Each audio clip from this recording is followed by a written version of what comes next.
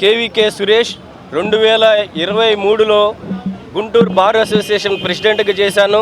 అలానే bar associations చైర్మన్గా కూడా చేశాను, ఫెడరేషన్ చైర్మన్గా. 2023 సంవత్సరంలో అప్పటి ప్రభుత్వం ల్యాండ్ టైటిలింగ్ యాక్ట్ అనే ఒక చట్టాన్ని ఒక జీవో ద్వారా ప్రవేశపెట్టడం జరిగింది. ఆ చట్టాన్ని రద్దు చేయమని కోరుతూ మన ఆంధ్రప్రదేశ్ రాష్ట్ర వ్యాప్తంగా ఉన్న న్యాయవాదుల సంఘాల అందరూ కూడా నిరసనలు, నిరాహార దీక్షలు, మానవహారాలు చేయడం జరిగింది. మేము గుంటూరులో ఒక 90 రోజుల నుంచి స్టార్ట్ చేశాము. అలానే అది చిన్నగా ఉప్పెనలాగా అయింది.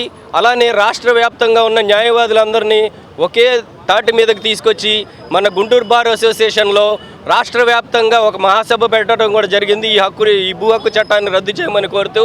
అలానే మేము గత 90 రోజులుగా, ఎలక్షన్ ముందు 90 రోజులుగా నిరాహార దీక్షలు, నిరసన ప్రదర్శనలు చేయటం జరిగింది. ఆ ప్రదర్శనలో భాగంగానే అప్పటి ప్రతిపక్ష నాయకుడైన చంద్రబాబు నాయుడు గారు గుంటూరు వచ్చినప్పుడు మా శిబిరాన్ని సందర్శించి మేము ఒక వినతి పత్రం సమర్పించడం జరిగింది. ఈ భూ హక్కు చట్టాన్ని రద్దు చేయమని కోరుతూ మేము గత 60 రోజులుగా నిరాహార దీక్ష నిరసన చేస్తున్నామండి అని ఆయనకి విన్నవించడం జరిగింది. ఆయన మా వినతి పత్రాన్ని తీసుకున్న వెంటనే ప్రభుత్వం అమల్లోకి రాగానే జీవో ద్వారా రద్దు చేస్తానని ఆ రోజునే తెలియజేయడం జరిగింది చంద్రబాబు నాయుడు గారు. అలానే మేనిఫెస్టోలో కూడా ఈ భూ హక్కు చట్టాన్ని రద్దు చేస్తామని తెలియజేయడం జరిగింది.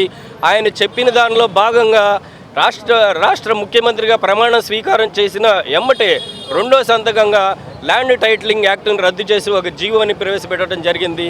దానికి న్యాయవాదులందరం రాష్ట్ర వ్యాప్తంగా సంతోషం తెలియజేస్తున్నాం. అలానే చంద్రబాబు నాయుడు గారికి కృతజ్ఞతలు కూడా తెలియజేస్తున్నాం. వీటిలో భాగంగా మేము న్యాయవాదులందరం ఈ రోజున ఆ జీవో రద్దుకి సంబంధించి విజయోత్సవాలను ఏర్పాటు చేసుకుంటున్నాం.